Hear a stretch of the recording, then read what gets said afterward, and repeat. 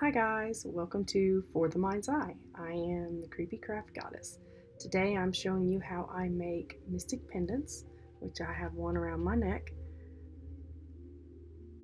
If you are a return visitor, welcome back. If you are new to the channel, please hit the subscribe button and ring the little notification bell so you know every time we post a new video. And let's get started. Okay, so some of the things that you are going to need for this project are some glass beads. These are, I believe I got these from, you can get these Walmart, any craft store. The main thing is to make sure that they have a flat back. See how that's flat on one side? And that will be the side that you're applying the color to. I also use clay. I use Sculpie 2 on this project.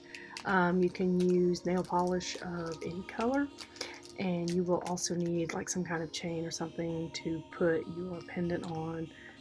This one is beaded, and I actually just made that myself. Just put some black beads on there, and let's see anything else.